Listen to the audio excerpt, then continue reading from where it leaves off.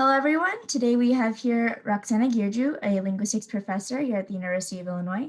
She's also a computer science affiliate and faculty member at multiple different institutions. And Professor Girju has done a lot of her research around artificial intelligence and computational linguistics. The focus of our session here today is going to be emotion AI and why it's important to focus on the portrayal of empathy within language technology. So Professor Girju, take it away. Great. Well, first of all, good afternoon, everyone. And thank you for being here today and for listening in. And also, thank you for inviting me at this presentation series.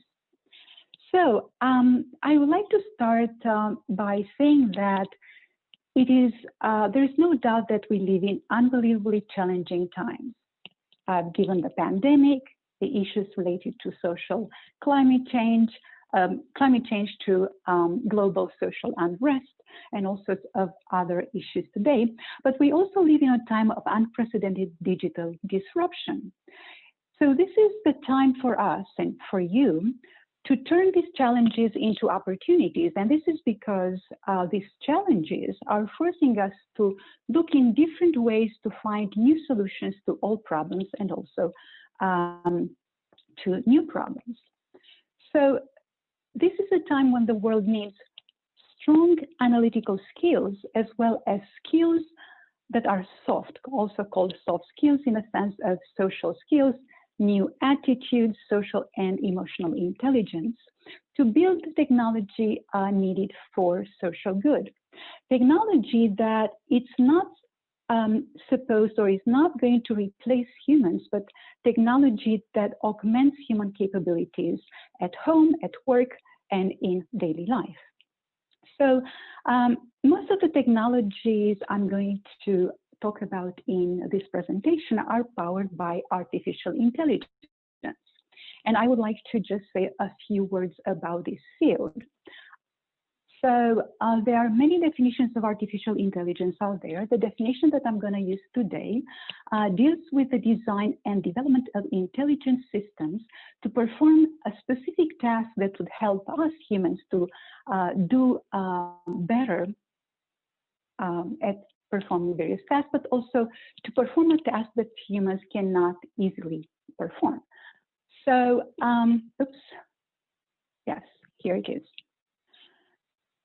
So today, we use technology to interact with the world around us, and we use, in order to do this, we use our senses.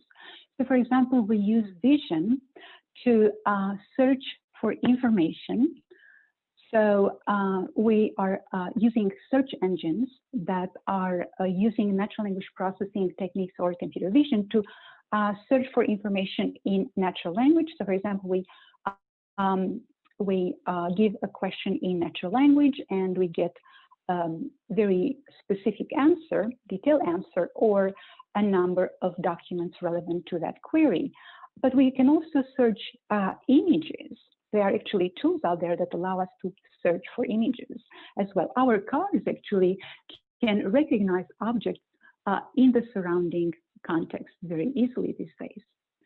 We can also use voice-activated personal assistants such as Siri and Alexa and others to interact and find relevant information to our tasks.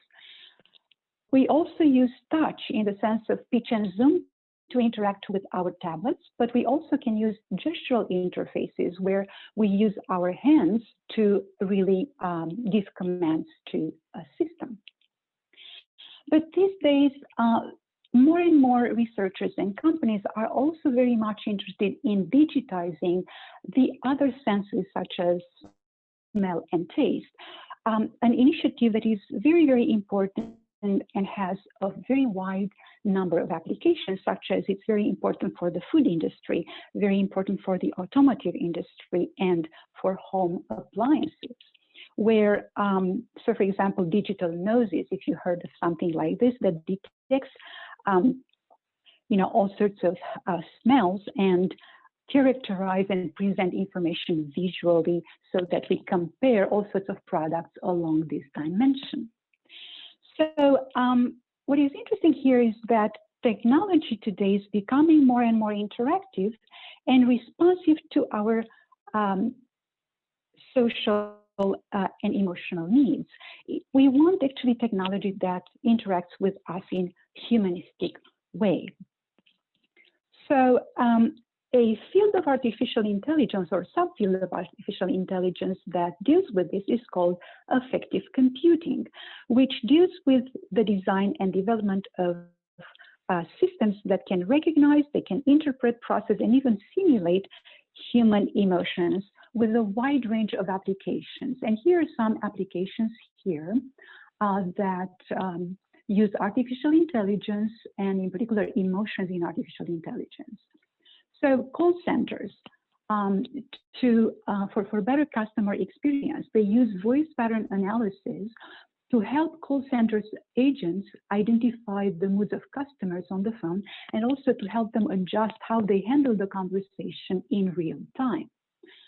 Advertising, they use buyer behavior. So for example, a person's phone or laptop camera to capture their reactions while they're watching a particular ad. Or in the automotive industry, the industry is using in-car sensing for better driver experience. For example, facial and voice pattern analysis to detect in real time the emotions and cognitive states of the driver as well as other occupants in order to identify driver fatigue and distraction as well as a child left behind. As in the intelligent Internet of Things, IoT stands for Internet of Things, for more personalized user experience, for example, a smart fridge that interprets how we feel and thus suggests food that is based on what we need physically, so what is actually better for our health, as well as based on our mood at that time. So now, when it comes to the language technologies component of AI, probably the most popular tools that we are familiar with are the virtual personal assistants such as Siri, Cortana, Google Assistant, and others. These use natural language processing information to process our natural language questions and commands. However, they currently lack enough contextual information that is needed to understand and respond to users' emotional states. And what kind of contextual information we need here? Well, we need facial expressions, we need voice intonation. Well, they do use voice, but not to the extent that is really needed to understand our emotions and needs, as well as other behavioral patterns such as gestures, but even the intention behind the words that we utter. And such contextual information, if present, can significantly enhance the user experience and create more comfortable user and natural user interactions. And why is this important? Well, because humans are social creatures and we would like to interact with the technology around us, technology that really understands our human values, that responds to our emotions and needs. So for example, take this very, very crude drawing here that shows an interpersonal interaction. And what is going on is that we use our senses to interact with the world around us. And we include our experience of the world by abstracting, generalizing, summarizing, and integrating the information we get from different stimuli based on different receptors. So we are constantly evaluating the information we perceive in order to decide what information to keep and what information to disregard as irrelevant. And in order to decide, this particular decision is really depending on a wide multitude of factors. Among these, our habits, our level of education, previous learning, previous experience, interaction experience with the other person, the way we think, our language patterns, as well as our communication style. So such systems of abstractions, as well as all these knowledge of communication, the way we communicate our belief system, leads to different points of view and different perspectives. And this idea of points of view and perspectives is actually captured into this, or by this term empathy, this concept of empathy, that has a number of definitions, but generally speaking, emotion researchers agree that it can be defined as the ability to sense the other person's emotions, the capacity to understand what someone else might be thinking, feeling, or needing. And it is very, very clear that empathy is key to bridging the gap in communication if we want to build empathic or empathetic, if you like, AI technology that would help us better communicate. So emotions and empathy are very important in communication because they can help us create an environment of alliance and not of conflict, an environment of deep connection and openness, because it can recognize other people's emotional state as well as understand their point of view and take this information to guide the conversation accordingly. But they are also important because they help us recognize and fix to some extent some types of biases in language. So for example, when we communicate, we use an enormous amount of assumptions and presuppositions, such as the way we label people, which is called labeling, prejudices, evaluations, our way of thinking, our patterns of language, and so on, that most of the time we are not conscious of, but can lead to harmful behavior. So how do we design and build empathic or empathetic AI? Well, we want to identify and interpret emotions across various modalities because it is clear that access to information that come from different receptors is going to really help in building more accurate such communication systems. And thus, such a system can guide the conversation toward natural, frictionless interaction experiences. But what do I mean here by relevant modalities? Well, so right now you don't see me, but at the beginning when you did, when we interact like this virtually via Zoom, you actually see, you have access to the content of what I say. You have access to my intonation patterns, my voice. And when you see me, you also have access to the gestures I make. And I like to make a lot of gestures usually. So you use all this information to try to put together a model of what I'm trying to convey, and thus negotiate constantly meanings so that we reach a particular consensus. However, we don't have access to these modalities all the time. So for example, there are technology or platforms out there, such as email or tools like email, texting, and most of the social media platforms where we use only one or two modalities. For example, in email and texting, we use only text. We don't use voice, we don't use video, right? So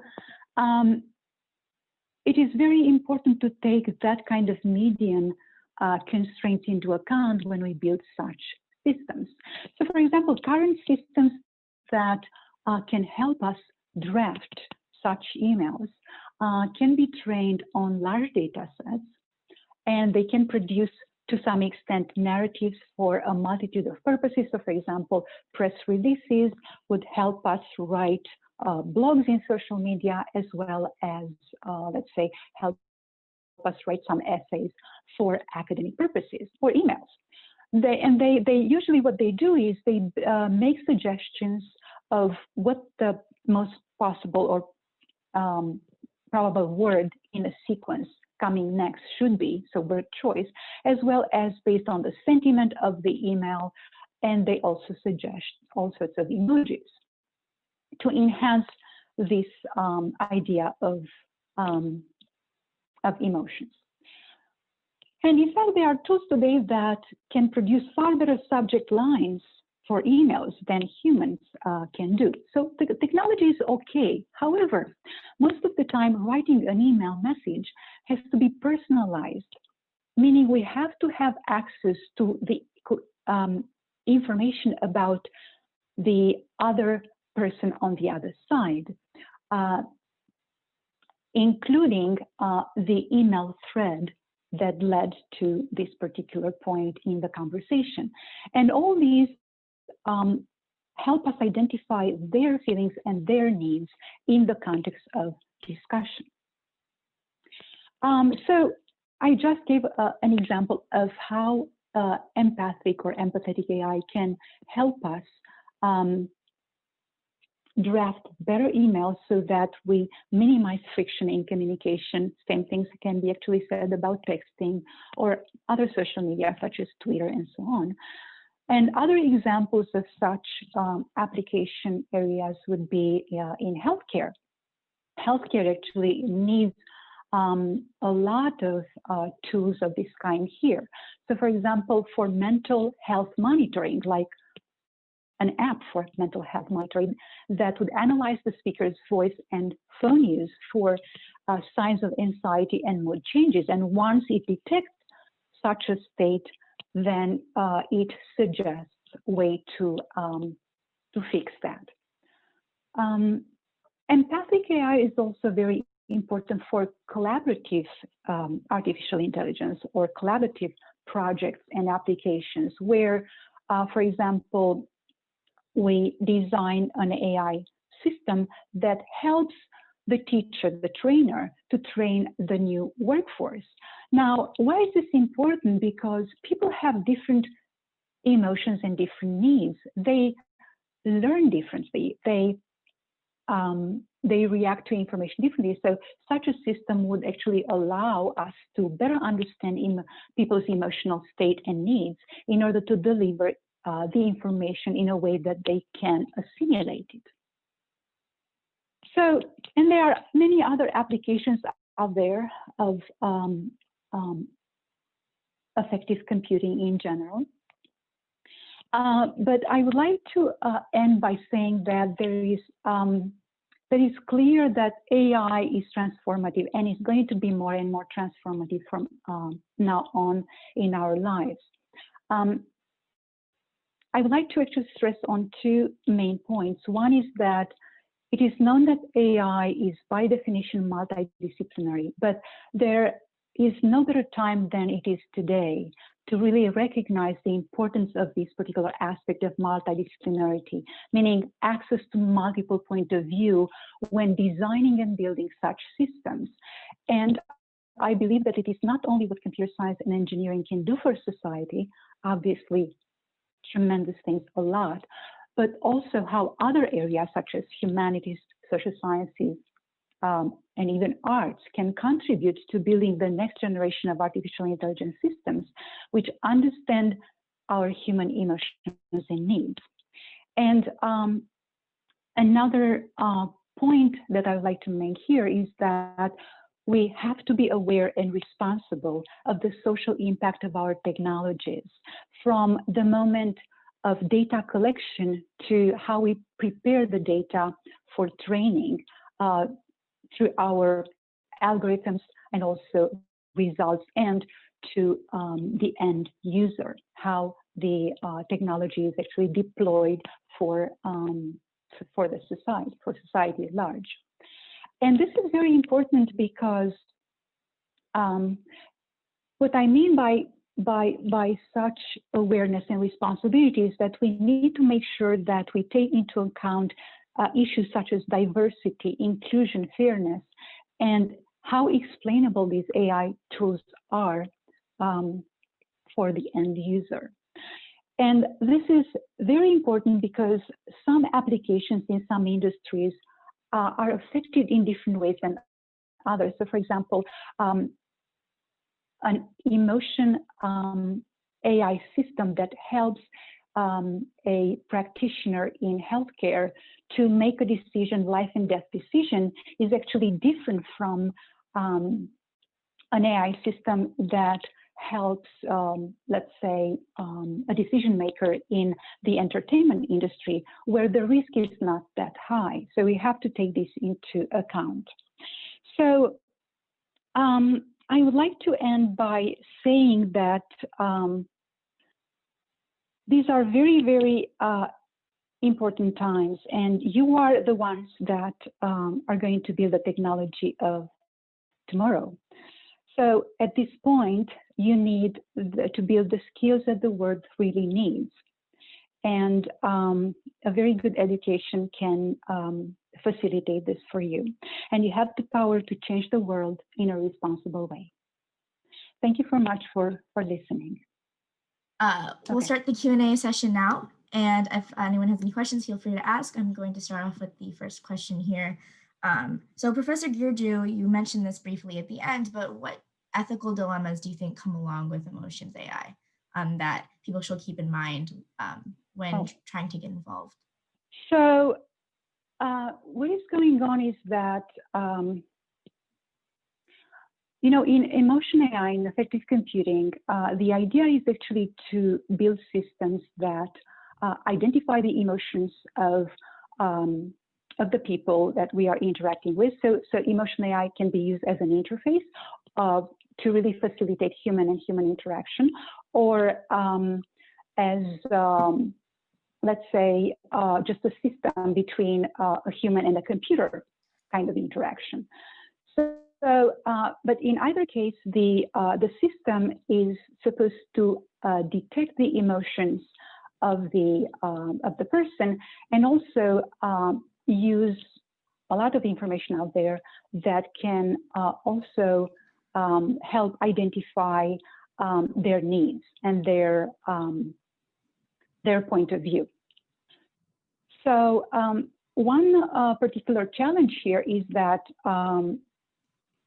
in affective computing and AI in general is that it has to deal with data collection, right? So how is the data collected? So we know that in artificial intelligence, we use a lot of data to train these models, and these models, AI systems, would learn a particular system, a particular function from this data set that perform a particular task. And the task here is to identify emotions, right, of the other person.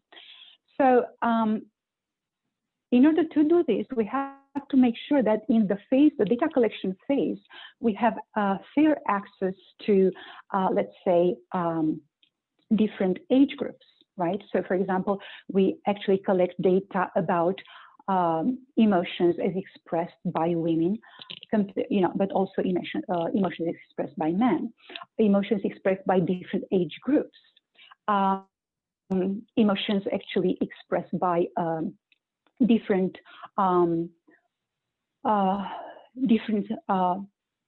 types of population, and so on. So this is very important today, not only in affective computing, but in AI in general, due to some issues that have come up in social media. So for example, there were actually some examples of tools out there that seem to have biased, let's say, for the task of hiring, right? So it biased actually decision-making towards men, so favored men in hiring than women. And this is because, so when actually AI technologists, AI developers looked at the problem, they realized that the problem came, or parts of the problem came from the data, because most of the jobs, if I recall well, most of the jobs, so for that particular type of job, there were actually, there were more men than women. So the data reflected exactly that. So they had more data points, more examples about men than women in the data set, and thus the system learned accordingly. And because of that, it actually biased the hiring process more towards men than women. Same thing about credit scores. How do we actually give to give less credit to women than to men? Again, it has to do with data. Same thing here, right? So if we actually have data that recognizes emotions based on our language patterns, our tone of voice, our facial expressions, data that comes only from men, or mostly from men, then of course the system might bias the system towards men. So this is one aspect. There are a multitude of other aspects. I don't think I have time to go over all of them. But another one is that emotions are very difficult to capture. And this is because emotions are individual and personal. So for example, when I have an emotion, I'm happy, I'm sad, I'm angry, and so on, I'm the only one who can say what exactly I feel. I can actually give ideas about what I'm going through, but you can, for example, cannot really share exactly the same emotion that I have, exactly the same physiological processes that it's happening in my body. So because of this, there are actually people in the community, in the ethics community in general, who believe that because of that emotion, AI tools cannot be actually believed because they do not have access to full information about emotions in people. But of course, while this is actually true to some extent, there are all sorts of things that we can do with the technology, and in particular, for those applications for social good. So I gave examples from healthcare, but it is very important to build such systems to identify states of anxiety, to really help people in it, especially today in this social distancing age, right? We spend so much time alone, we spend so much time at home. So it is very good to have tools like this that would help us cope with these issues. But of course, yes, go ahead. No, that sounds great. And that was just mainly what I think was very important to understand from your presentation as well. Wanted to focus on that a little bit. I think Angie has a question as well. Yeah, so one of the other questions we got was, what do you think is one of the biggest roadblocks when it comes to trying to understand other people, whether that be like through text or emails, or what's a common misunderstanding that could take place through these forms of communication? Right, so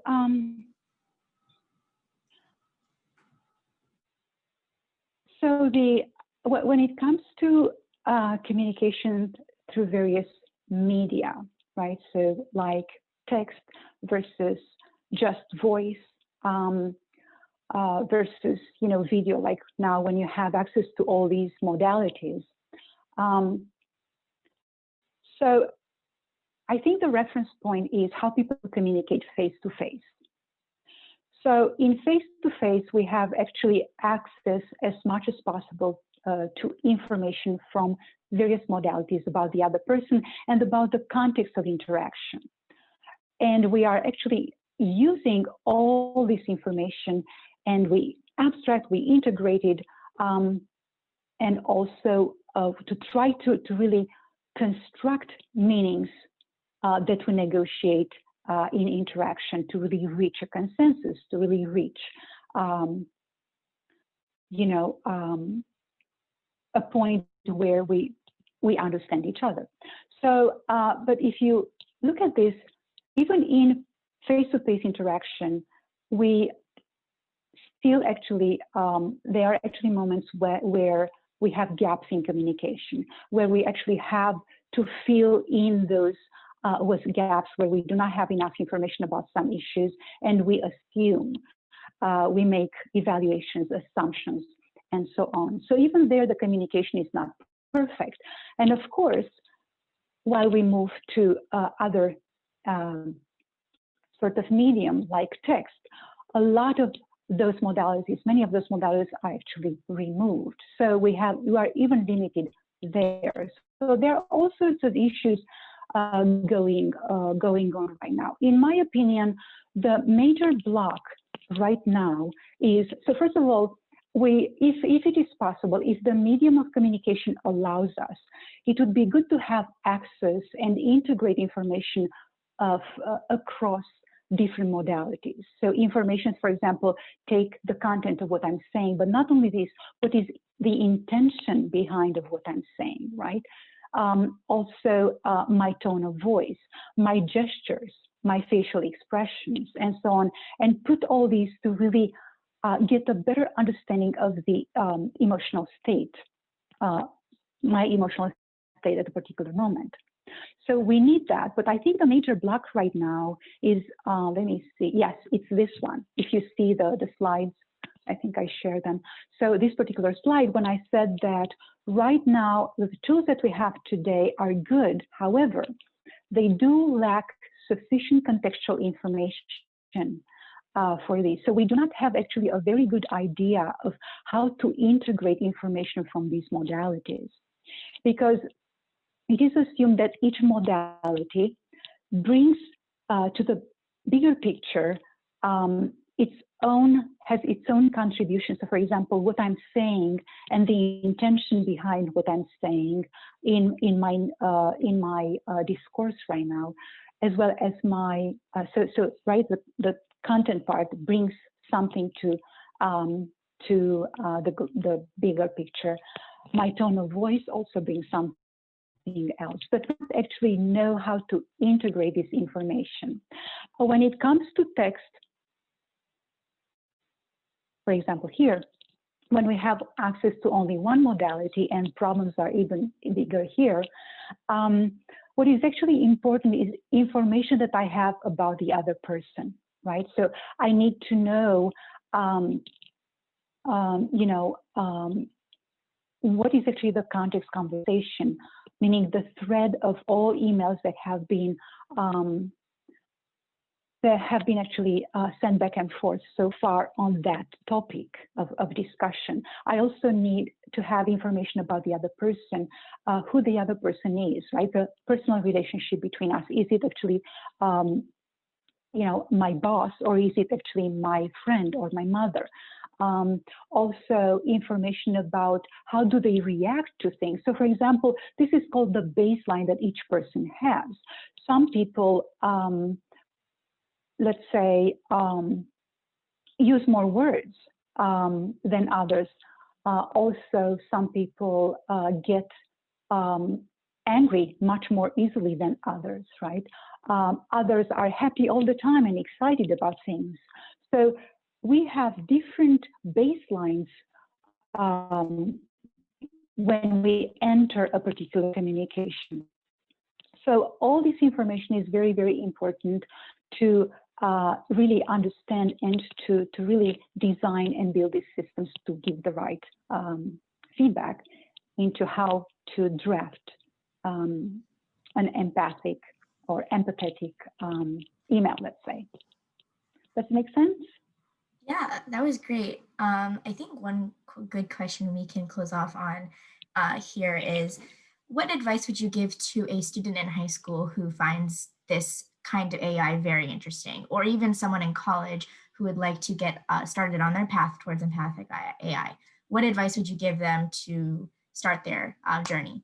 The advice is, of course, get the right education. So go and continue your education to build the proper set of skills, right? And I mentioned analytical skills that are absolutely very important for this field, but also social skills. So analytical skills are very, very nicely coupled with social skills.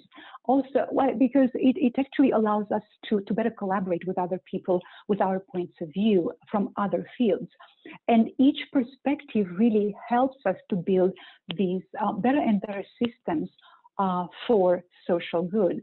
Another advice is to follow your heart. If this is something that you really are very much interested in doing, and you really want to work on that, follow your heart. This is a time where money is important, but if you have a particular hobby or topic of interest, so it is very close to you, to your heart, I'm so sure that you're going to find a way to really build systems, design systems for the better good, for the good of all, and also do well financially. What other advice do I have? Be enthusiastic. Try to find role models if you can, and don't spend time only with, let's say, people from your own area. So let's say if you're doing computer science only if you're doing something else. Try to really look at other points of view. Why? Because you get ideas into how to build the systems, how to really get, other people's point of view to build better systems that can be used for social good. That's great. That is exactly what I think people here should take away from this today. Thank you so much, Professor Girju, for your amazing session today on the importance of empathetic AI and how it can be used to bridge the gap within communication.